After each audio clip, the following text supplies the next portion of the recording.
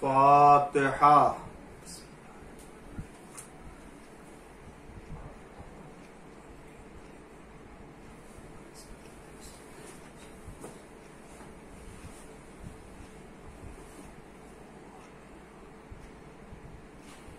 أعوذ بالله السميع العليم من الشيطان اللعين الرجيم. بسم الله الرحمن الرحيم. الحمد لله المعروف من غير رؤية، والخالق من غير منصبت.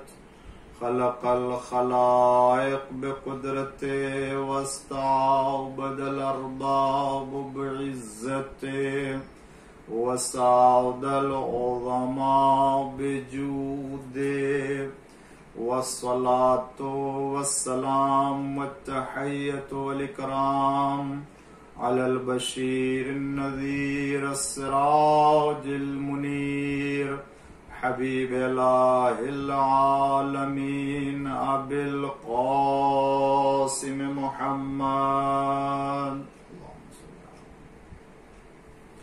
وعلى آله الطيبين الطاهرين المعصومين المظلومين المنتخبين المنتجبين الغر الميامين الذين أذهب الله عنهم الرجس وطهرهم تطهيرا. لا سيما الإمام المبين بقية الله في الأرضين، الحجة الثاني عشر والمهدي المنتظر، عجل الله تعالى فرجه الشريف. اللهم لعن أول ظالم ظلم حق محمد وآل محمد، وآخر تابع له على ظالم. اللهم لعن العصابة التي جاهدت الحسين وشايعت وبايعت وتابعت على قتله. اللهم لعنهم جميعا. أما بعد، فقد قال الله الحكيم في قرآن الكريم وقوله الحق. بسم الله الرحمن الرحيم. وما أرسلناك إلا رحمة للعالمين. صلوات پڑھ دیجئے محمد وآل محمد. ناظرین اکرام اور سامعین اعظام، عشر ماہ سفر کی یہ آج آخری مجلس ہے، 10ویں مجلس ہے، جو عظمت رسول اعظم کے عنوان سے آپ ہمارے معروضات کو سماعت کرتے چلے آ رہے ہیں، اور اس کے آخری مرحلے پر بالکل حضور اکرم صلی اللہ علیہ وآلہ وسلم کی پاکیزہ زندگی کے گوشوں میں سے چند گوشے آپ کی خدمت میں عرض کرنا چاہتا ہوں، تاکہ اس کے ذریعے سے میں خود اپنی سعادت مندی حاصل کرتے ہوئے کچھ حضور اکرم کی پاکیزہ حیات کی طرف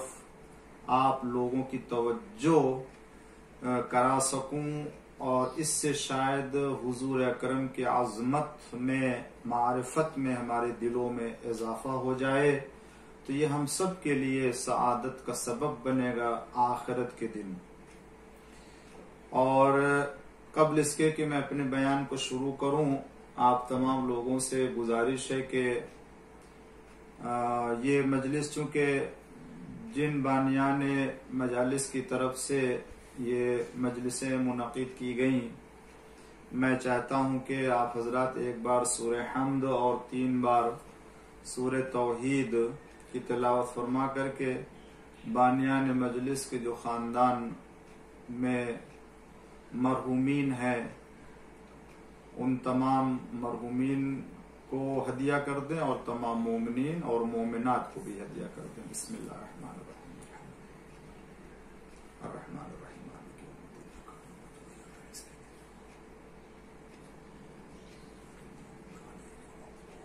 بسم اللہ الرحمن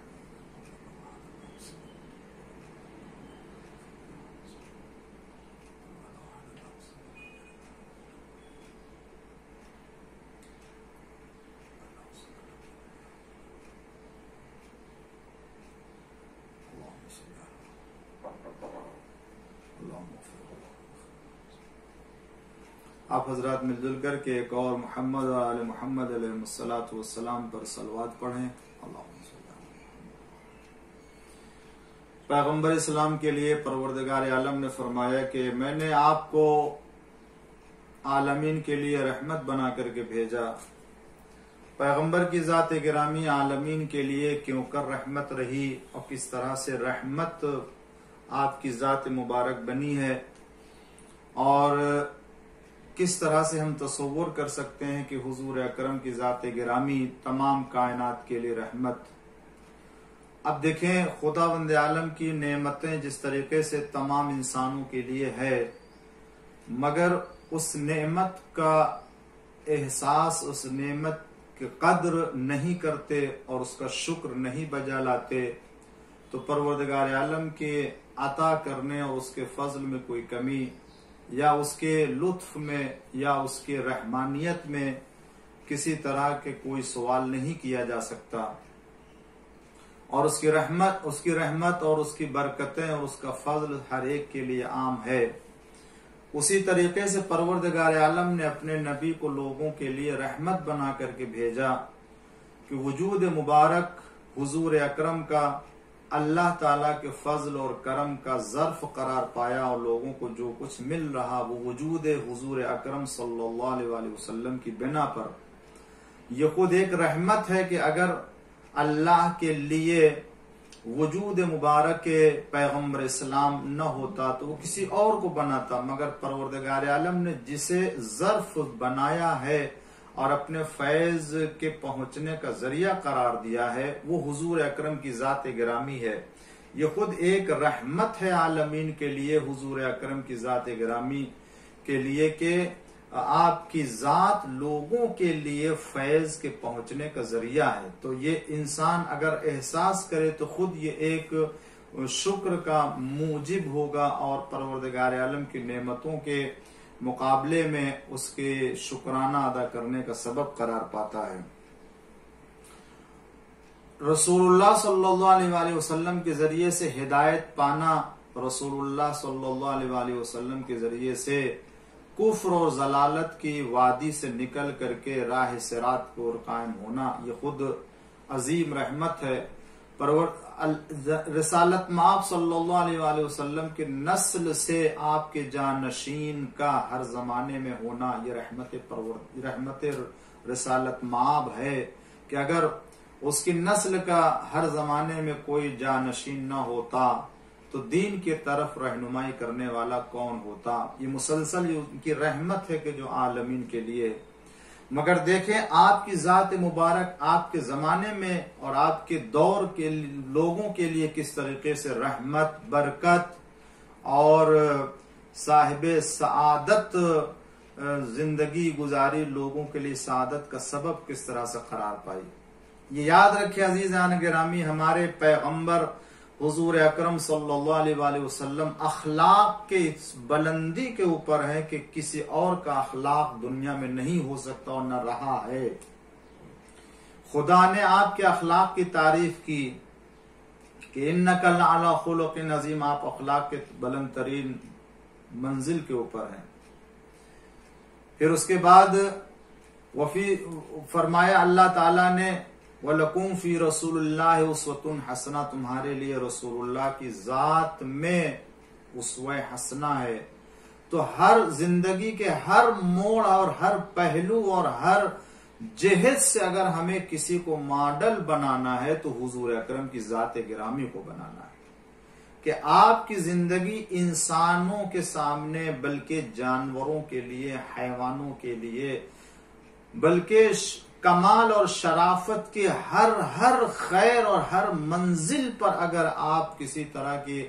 خوبی کو دیکھنا چاہتے ہیں تو رسول اللہ صلی اللہ علیہ وسلم کی ذات گرامی، کتنی نرم اور کتنے سادگی زندگی کے ساتھ آپ نے لوگوں کی رہنمائی کی ہے، جس سے آپ کی منزلت کا اندازہ ہوتا ہے کہ حضور اپنے آپ کو ایسے ماحول میں کہ جہاں انسانیت نام کی چیز نہیں پائی جاتی تھی،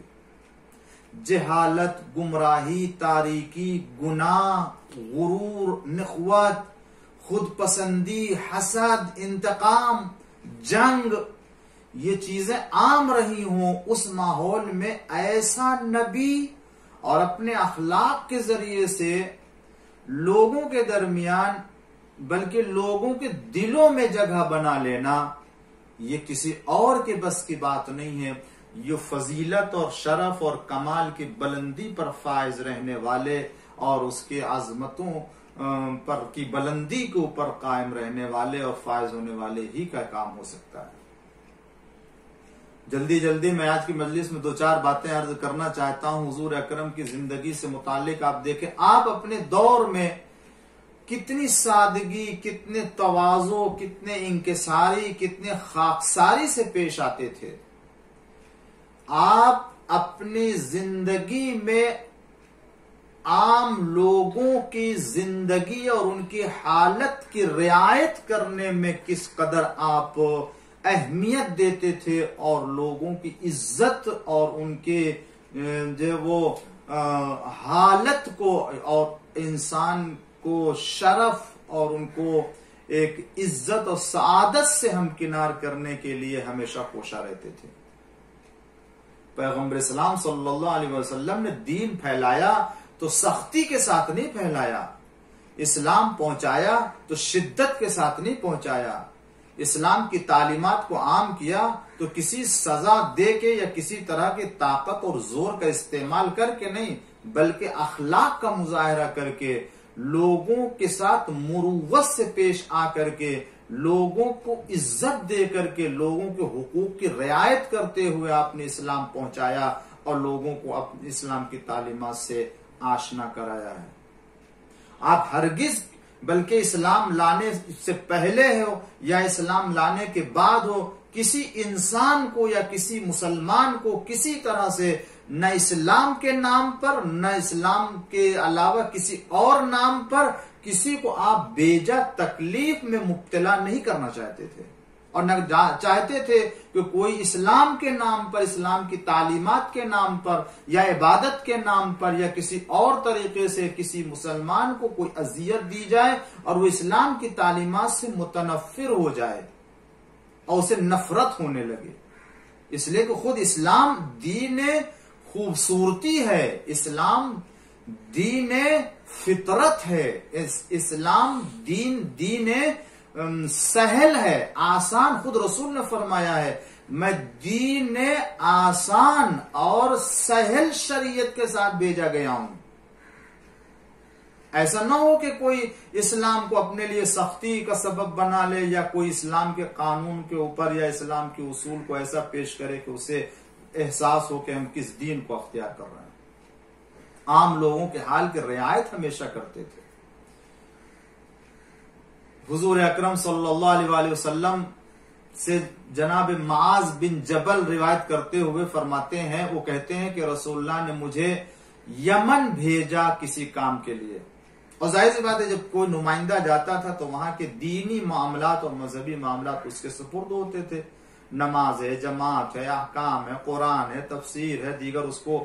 سکھا کے بھیجا جاتا تھا۔ تو معاذ بن جبل اب گئے یمن تو وہاں ان کو نماز بھی پڑھانا ہے، جماعت بھی قائم کرنا ہے۔ تو پیغمبر اسلام نے تمام تعلیمات کے ساتھ یہ تعلیم بھی دی تھی کہ اے معاذ، دیکھو یاد رکھنا یمن جا رہے ہو، نماز جب پڑھانا جماعت ہو تو اگر سردی کا موسم ہو تو نماز صبح کی جماعت نماز صبح کے وقت کے آ جانے کے فوراً بعد قائم کر دینا۔ سردی کے موسم میں نماز صبح ادھر طلوع فجر ہو، ادھر بس بہت زیادہ انتظار نہ کرنا، ابتدائے طلوع فجر میں نماز صبح کی جماعت قائم کر لینا، اور قرائت بھی لوگوں کے، اور قرائت جو کرنا تو لوگوں کے طاقت، لوگوں کے حوصلے کے اعتبار سے، کہ جو لوگ حوصلہ رکھتے ہیں، جتنی طاقت قدرت رکھتے ہیں، اس کے اعتبار سے قرائت کرنا اور سورے کی تلاوت کرنا نماز میں، جماعت میں، کہ ان کو جو ہے وہ ایسا نہ ہو کہ انہیں تمہاری قرائت تھکا دے یا خستہ کر دے۔ اور گرمی کا جب موسم ہو تو نماز صبح کے وقت آ جانے کے بعد فجر کی روشنی اور پھیل جائے تو نماز صبح کی جماعت قائم کرنا۔ کیوں؟ اس لیے کہ گرمی میں جو رات ہوتی ہے وہ چھوٹی رات ہوتی ہے، لوگوں کو آرام کرنے کا موقع دینا، وہ تھکے ہوتے ہیں، کاروبار کر کے رات میں سوتے ہیں، چھوٹی رات ہوتی ہے، لہذا ایسا نہ ہو کہ جو اب دیکھیں ذرا یعنی تھوڑا سا وقت کا فاصلہ ہوگا، مگر پیغمبر چاہتے ہیں کہ نماز کے لیے، وہ بھی صبح کی نماز کے لیے اگر ان کو بلانا تو دیکھو جو چھوٹی راتیں ہوتی اس میں بہت جلدی تم نہ بلا لینا کہ اس میں ان کو جو ہے تکلیف و آرام کرنے کا موقع نہ ملے۔ دیکھیں حضور اکرم لوگوں کے لیے اسلام کی تعلیمات کے ساتھ ساتھ کتنی آسانیاں فراہم کرنا چاہتے ہیں،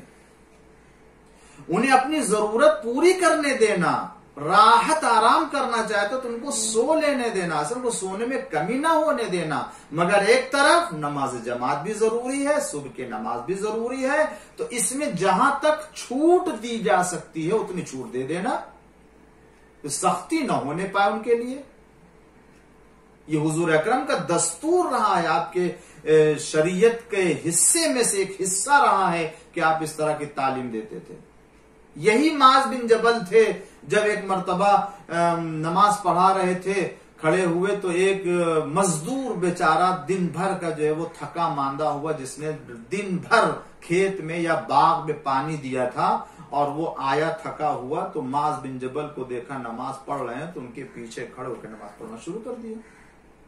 اب یہ دستور ہے کہ اگر جماعت ہو رہی ہے تو اس میں جو ہے کوئی اگر رسول اللہ نماز پڑھا رہے ہیں تو یقیناً یہ نماز جو ہے وہ رسول اللہ کے پیچھے سب نماز پڑھے، مگر کبھی کبھی یہ کہ اسلام میں ہمارے دستور ہے، جماعت ہو چکی ہے لیکن اگر کوئی وقت میں کوئی نماز 2 4 6 لوگ پڑھ رہے ہیں، اس میں کوئی ایک آدمی اگر امام جماعت بن کر کے آگے کھڑا ہو جائے، بقیہ دوسرے لوگ جماعت سے نماز تو نماز جماعت کا ثواب مل جائے۔ اب یہ کوئی وقت تھا کہ جس میں جو وہ نماز پڑھ رہے تھے، معاذ یا کسی اور جگہ کی بات ہو سکتی ہے،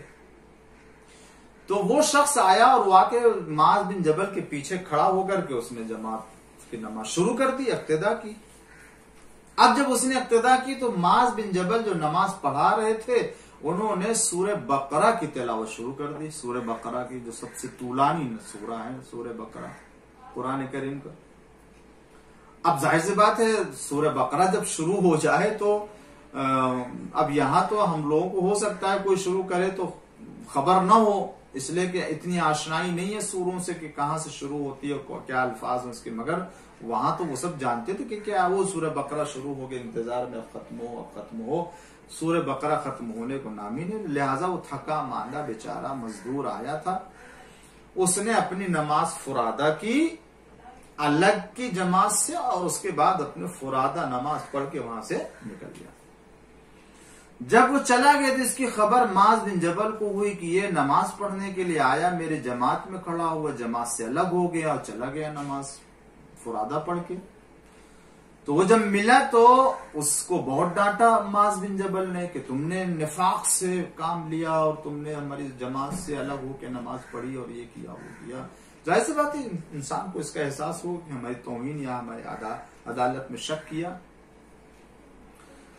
یہ خبر حضور اکرم صلی اللہ علیہ وسلم کو ہو گئی کہ ایسا واقعہ رونما ہوا۔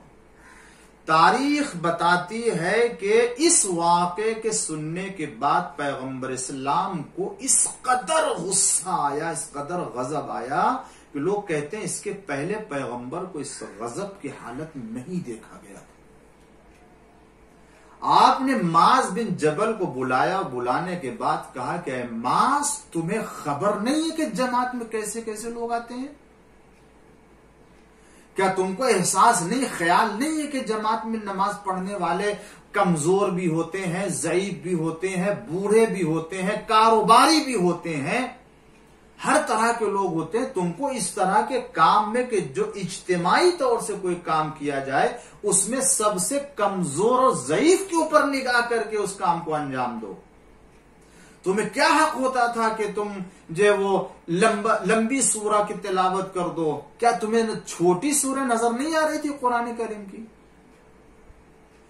ایک ایسا مزدور کے جو دن بھر کام کر کے آیا ہے یا وہ دیر تک کام میں لگا رہا اور جماعت کی نماز پڑھنا چاہتا ہے، تو تم اس کو مہلت نہیں دے رہے ہو کہ وہ جماعت اپنی نماز ادا کر لے اور اس کے بعد جا اپنے دوسرے کاروبار میں لگے؟ شاید یہی وجہ تھی کہ حضور اکرم نے 2 نمازوں کو جماعت سے ایک ساتھ ادا کر کے آنے والی نسلوں کے لیے راحت عطا کر دی، تاکہ ان کو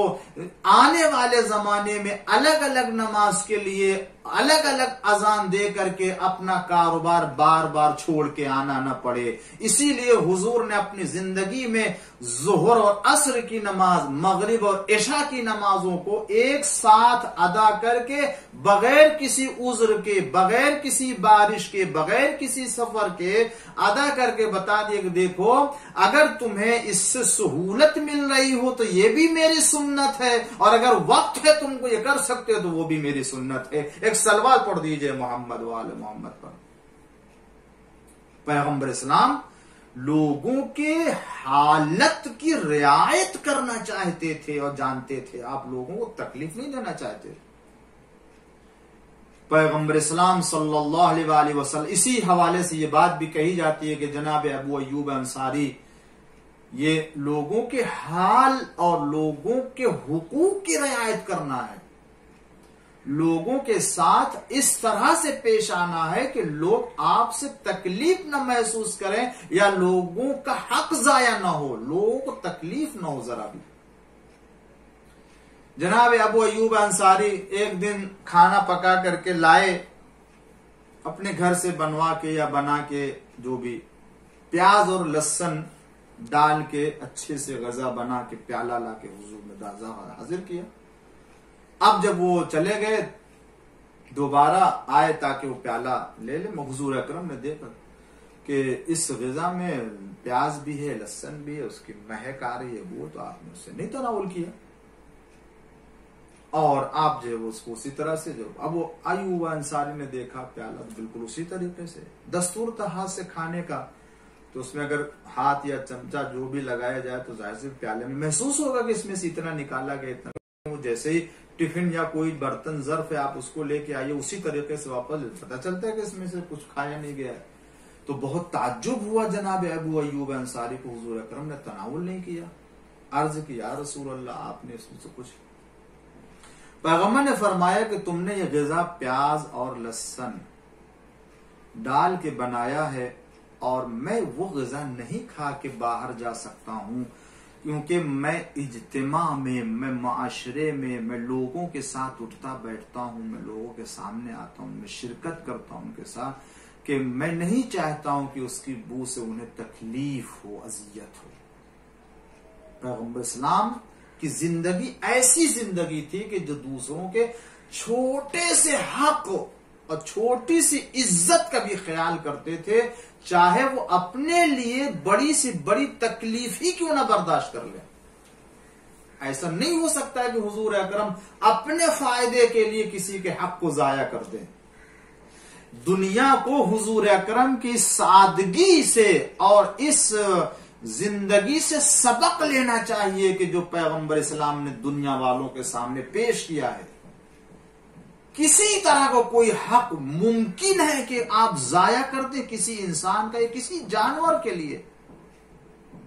اتنا ادب رکھتے تھے اور آپ کے پاس اتنی شرافت پائی جاتی تھی اور کمال کی ایسی بلندی پر تھے کہ کوئی پہنچ نہیں سکتا، سوچ نہیں سکتا حضور اکرم کو۔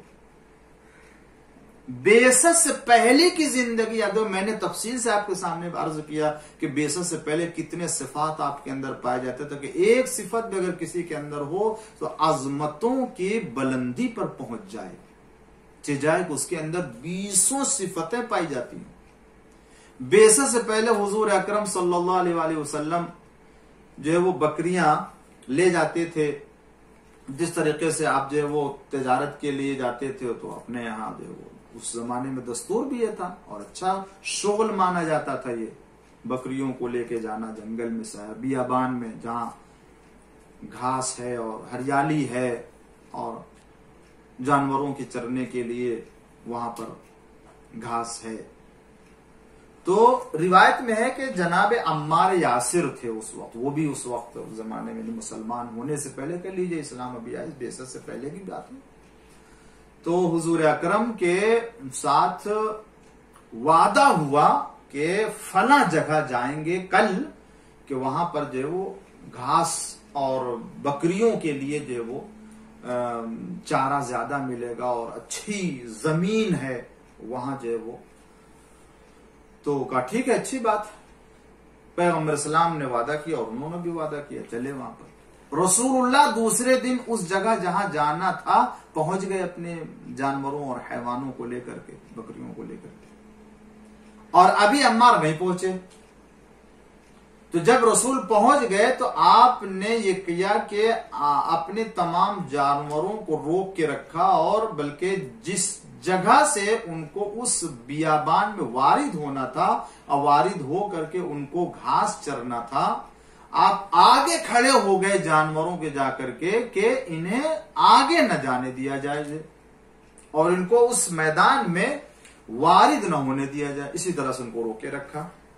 جب تک عمار نہیں آ گئے, اس وقت تک ان کو روکے رکھا. اب جب عمار آئے اور دیکھا کہ حضور اکرم یہاں پہلے سے موجود ہیں اور اپنے تمام جانوروں کو, بکریوں کو روکے ہوئے ہیں, ان کو نہیں چرنے دے رہے ہیں جا کے, تو عمار نے کہا یا رسول اللہ آپ انہیں روکے کیوں نہیں اجازت دیتے چرنے کے؟ تو عمار نے کیا, جناب رسالت مام نے کیا فرمایا, دیکھیں یہ شرافت ایسے نہیں آتی ہے. جناب رسالت ماں فرماتا ہے عمار ہم نے تم سے کل وعدہ کیا تھا کہ ہم دونوں ایک ساتھ بیابان جائیں گے اور ایک ساتھ اس جگہ پر آئیں گے. جب میں پہلے آ گیا اور تم بعد میں آئے تو مجھے حق نہیں ہے کہ تمہاری بکریوں سے پہلے میں اپنی بکریوں کو چرنے کے لیے میدان و بیابان میں چھوڑ دوں.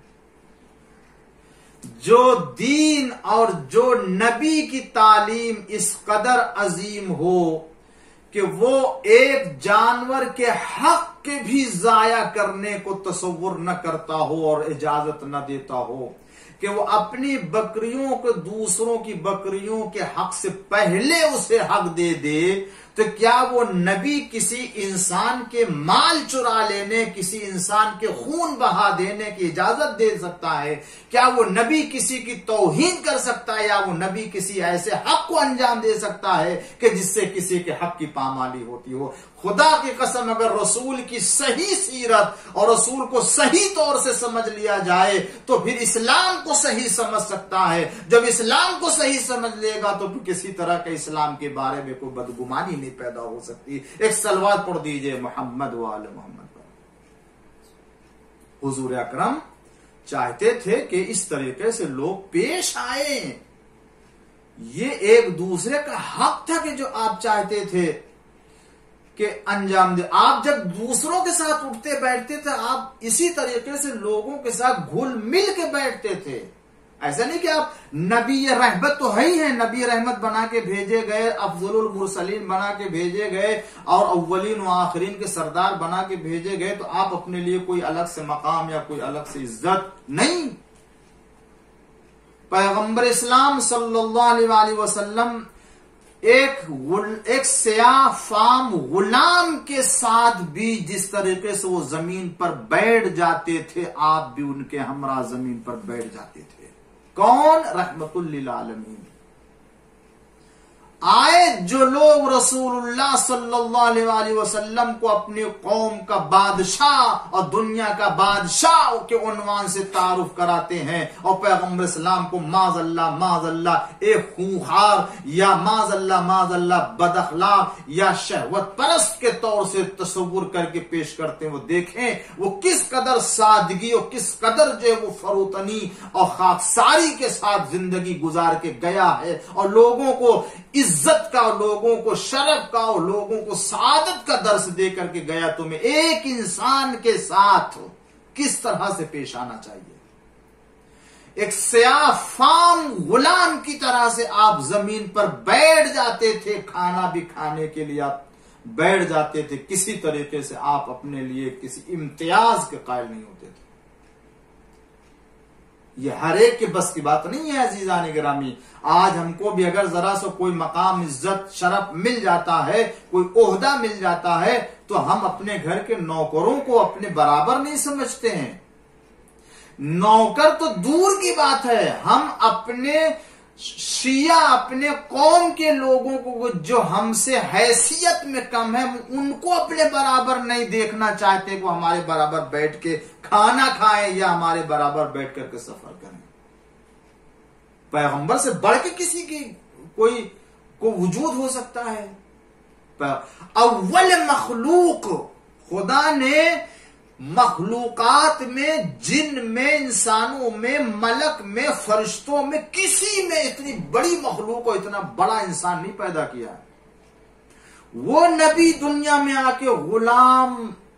اور سیاہ فام غلام کی طرح سے زمین پر بیٹھ جاتا ہے، اور اسے زمین پر بیٹھنے میں کسی طرح کو کوئی ننگ و آر نہیں ہے۔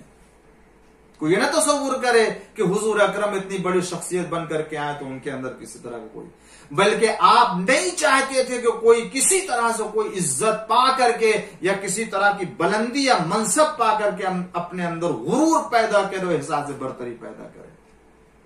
کچھ لوگوں نے رسول اللہ کی خدمت میں آ کے عرض کیا، یا رسول اللہ ایک انسان ہے بہت باشرف ہے، بڑی فضیلت زندگی گزارتا ہے، بڑی تعریفیں کی، اس کی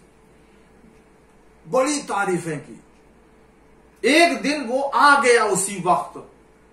اصحاب نے کہا یا رسول اللہ جس کی ہم تعریف کر رہے تھے آپ کے سامنے، جس کا ذکر کر رہے وہ یہی شخص ہے، وہ یہی شخص ہے۔ پیغمبر اسلام نے اسے دیکھا اور دیکھنے کے بعد فرمایا کہ میں تو اس کے چہرے پر شیطان کی علامت اور شیطان کی سیاہی دیکھ رہا ہوں۔ آپ نے ابھی تک اصحاب اس کی تعریف کر رہے ہیں، پیغمبر سن رہے تھے، اور جب وہ آیا تو آپ نے دیکھا میں سے شیطان اس کے چہرے پہ دیکھ رہا ہوں، اس کی نشانی دیکھ رہا ہوں۔ وہ آگے بڑھا، سلام کیا۔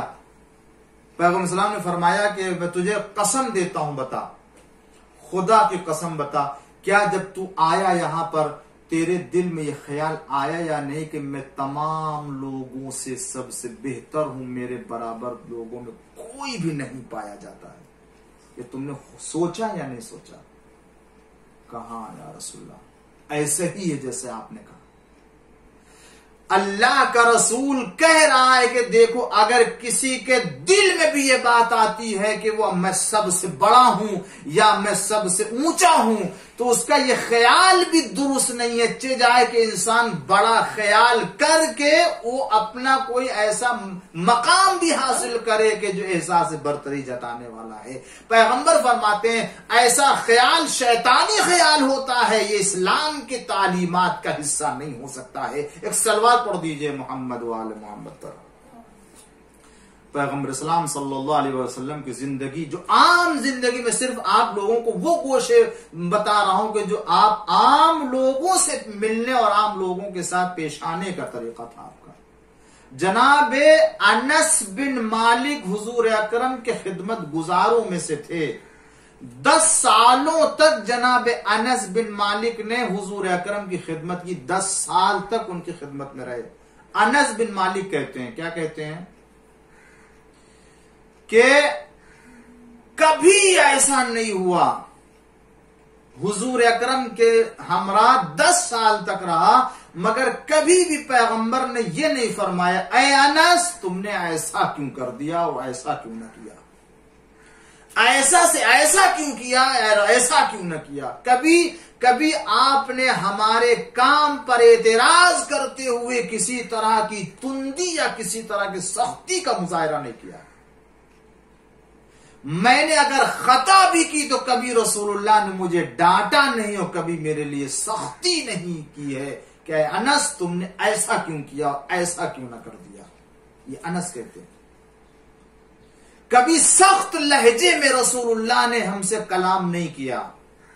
اور کبھی بھی کسی غلط کام پر مجھ سے بحث یا کسی ایسا سوال کسی طرح کا جس سے ہمارے لیے ہماری توہین یا ہمیں سزا دینے کا عنوان پایا جاتا ہو, کبھی ایسا نہیں. حضور اکرم اپنے خادموں کے ساتھ, عام انسانوں کے ساتھ اس طرح سے پیش آتے تھے. حضور اکرم گل مل کے رہتے تھے. کوئی انہیں ایسا نہیں رحمت للعالمین بن کر کے آئے تو پیغمبر اسلام کی ذات گرامی سب سے بلند ہے تو وہ اپنے آپ کو نہیں, سب سے بلند ہونا یہ الگ بات ہے, اور اپنے آپ کو لوگوں کے ساتھ, یعنی رسول اللہ نے فرمایا کہ دیکھو تمہاری زندگی بلند ہونے کے باوجود لوگوں کے ساتھ کیسی ہونی چاہیے. اب آخری بات عرض کروں کہ لوگ آپ کے ساتھ اٹھتے تھے بیٹھتے تھے تو آپ کو احساس, ان لوگوں کا احساس نہیں ہوتا تھا کہ کوئی ہمارے سے اتنی بڑی شخصیت بیٹھی ہوئی ہے, بلکہ باہر سے کوئی آتا تھا تو اسے اگر نہیں پتا ہے تو اسے جو ہے وہ ان میں بیٹھنے کے انداز میں اور جگہ کے اعتبار سے اس کو پوچھنا پڑتا تھا کہ مثلا اللہ کا رسول کون ہے, کہاں ہے. یہ صورتحال تھی. کہتے ہیں کہ جب ہمارے ساتھ رسول اللہ بیٹھتے تھے تو ہم اگر آخرت کے بارے میں بات کرتے تھے تو رسول اللہ ہماری باتوں میں شامل ہو جاتے تھے. اگر ہم دنیا کے بارے میں بات کرتے تو رسول اللہ ہمارے ساتھ دنیا کی باتوں میں بھی شامل ہو جاتے تھے. اگر ہم کھانے پینے کی باتیں کرتے تھے تو رسول اللہ ہمارے ساتھ کھانے پینے کی باتوں میں بھی شامل ہو جاتے تھے. ایسا نہیں کہ آپ جو وہ اگر نبی بن کے آئے, رحمت للعالمین بن کر کے آئے, اگر آپ جو ہے وہ بشیر و نذیر بن کر کے آئے تو صرف آخرت کی طرف ہی توجہ دلانا ہے. نہیں, دنیا کے معاملات میں بھی, کھانے پینے کی چیزوں بھی, لوگوں کے ساتھ گفتگو میں, یعنی عام زندگی میں پیغمبر اسلام لوگوں کے شریک ہوتے تھے, شامل ہوتے تھے اور پریکٹیکل طور سے شامل ہوتے تھے جس کی اسلام اجازت دیتا تھا. اور یہ ساری زندگی آپ نے انجام دے کے اور اپنی زندگی کا جو وہ یہ پہلو پیش کر کے بتا دیا کہ دیکھو جتنا انسان بڑا ہوتا ہے اور جتنا انسان عظمتوں کی منزلوں پر فائز ہوتا ہے اتنا ہی اس کے سامنے زندگی میں لوگوں کے ساتھ خاکساری آتی ہے. یا یہ کہہ لیجئے جتنا بڑا انسان ہوگا لوگوں کے ساتھ اسی طریقے سے نیچے آ کر کے اور فروتنی اور خاکساری سے, سادگی سے پیش آتا ہے. ایسا نہیں ہے کہ بڑا انسان ہے تو پھر وہ بڑے ہی لوگوں کے ساتھ رہے گا. اور یہ اخلاق تھا پیغمبر کا کہ آپ نہیں پسند کر, بتائیے وہ پیغمبر کہ جو لوگوں کو اذیت نہ ہونے کی شکل میں, اذیت نہ دینے کے صورت میں وہ چاہتا ہے کہ پیاز کھا کے نہ جائے, لہسن کھا کے نہ جائے, تو وہ نبی کسی کو اذیت دے سکتا ہے, کسی کو تکلیف دے سکتا ہے. اس کا اخلاق اتنی بلندی پر ہے تو آپ اندازہ کیجئے جس کا اخلاق یہ ہو کہ وعدہ کرے تو اس جگہ سے نہ جائے, کہ جس کا اخلاق یہ ہو کہ اس کے حیوانوں کے حقوق کو بھی رعایت کرتا ہو, جس کا اخلاق یہ ہو کہ لوگوں کے ساتھ زندگی میں شامل ہو کر کے ان کے حق کی رعایت کرے اور مروت سے کام آئے, کیا وہ اپنے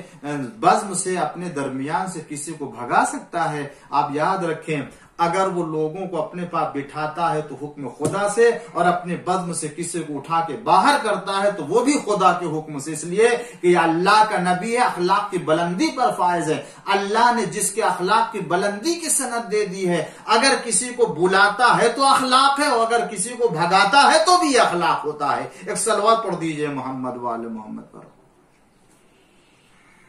تو پیغمبر اسلام صلی اللہ علیہ وآلہ وسلم کی یہ زندگی پاکیزہ زندگی رہی ہے, اور جو لوگ آپ کے در سے جڑے ان کی بھی یہی صورتحال اور ان کی بھی یہی زندگی رہی ہے. عزیزان گرامی, اسلام ہمیں انہی باتوں کی اجازت دیتا ہے. اسلام دین فطرت ہے, اسلام دین سہل ہے, شریعت سہلہ ہے کہ جس کے اوپر انسان عمل کر کے انسان اس دنیا میں بھی سعادت مندی حاصل کر سکتا اور آخرت کے لیے. عزیزوں اور دوستو، اسلام آیا ہی تھا انسان کو سعادت مند بنانے کے لیے. مگر انسان اگر سعادت مندی نہ حاصل کرے اور انسان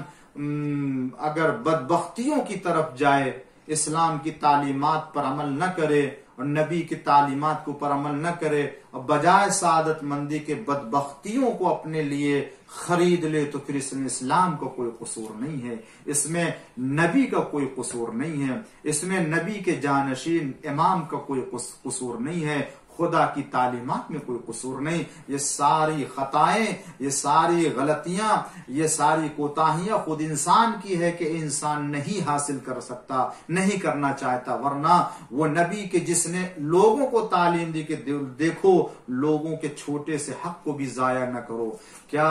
ایسا نبی برداشت کر سکتا ہے کہ کوئی اس نبی کی امت، اس کے اولاد، اس کی ذریت کے حق کو ضائع کر دے؟ اور وہ رشتہ اور وہ قرابت داری کہ جو رسول اللہ سے ان کے ذریت کو اور ان کی اولاد کو حاصل ہے، اس قرابت داری کا خیال نہ کرے. بلکہ قرآن نے اور رسول اللہ نے تاکید کی کہ دیکھو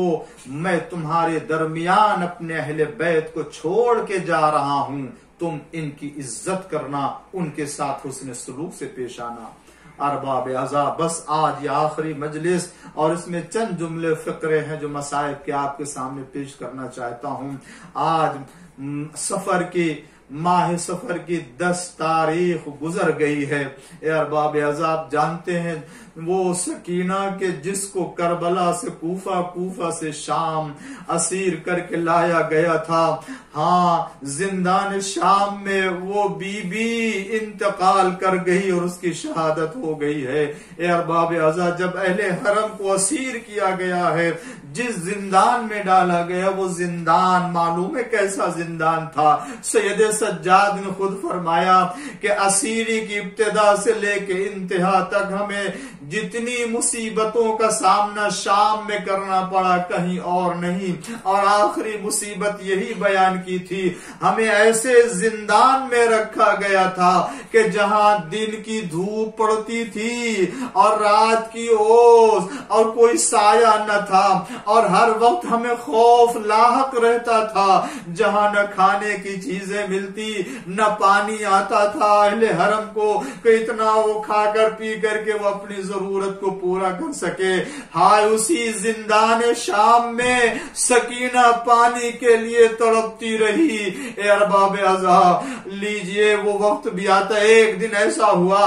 کہ زندان بان کے جو زندان کا پہرا دے رہا تھا آیا اور آنے کے بعد کہنے لگا کہ بھائی دیکھو تم میں سے کوئی بیوی ہے کہ جو باہر نکل کے باہر جاتی ہے گریا کرتی ہے، دیکھو یہ کام نہ کرو. جناب زینب تھی، فرمایا کہ عائشہ تو کیسے یہ کہتا ہے کہ ہمارے درمیان سے کوئی نکل کے جاتا ہے؟ ارے ہم وہ ہیں کہ جو ہم ایک دوسرے کو چھوڑ کے کہیں جا نہیں سکتے ہیں. ارے ہمارے یہاں تو سب لوگ موجود، تو اپنی فہرست کے مطابق ملا لے کہ ہمارے یہاں سب لوگ آنے رات کی تاریکی میں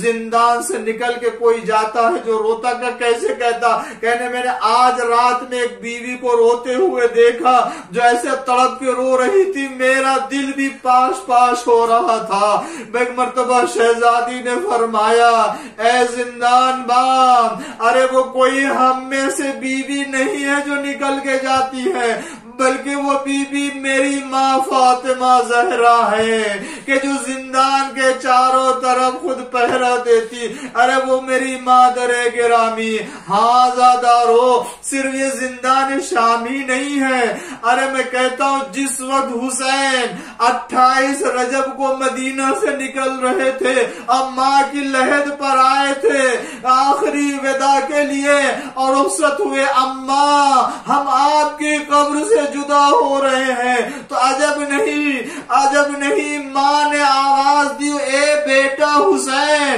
تم مدینہ چھوڑو، میں اپنی یہ قبر چھوڑتی ہوں، ارے اب تم جہاں رہو گے میں وہاں رہوں گی۔ یہی تو وجہ ہے کہ جب شمر کا خنجر چل رہا تھا ایک ماں آواز دے رہی تھی، ارے میرا بچہ ہے بے گناہ، میرا بچہ ہے بے خطا، عزادارو، مگر اس کے باوجود شمر کا خنجر، حسین کا سوکھا گلا، واہ حسینہ واہ علیہ واہ فاطمہ،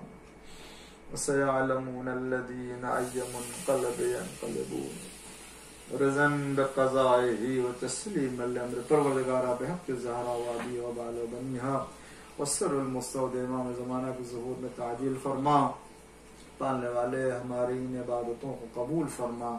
پالنے والے ان بانیان مجلس کے نام اعمال میں اور ہم سب کے نام اعمال میں ان تمام مجالس کو قرار فرما، آخرت کے لیے ذخیرہ شفاعت قرار فرما۔ پالنے والے ان آنسوؤں کے صدقے میں امام زمانہ کے ظہور میں تعجیل فرما۔ پروردگار دنیا میں جہاں بھی عزادار بستے ہیں اللہ ان کے جان مال عزت آبرو کی حفاظت فرما۔ پالنے والے ہم سب کی نیکیوں کو قبول فرما۔ پالنے والے جو بیمار شفا کلی عطا فرما۔ پالنے والے جو بے روزگار ہیں کاروبار نہیں رکھتے انہیں کاروبار عطا فرما۔ بحق محمد وآلہ الطاہرین۔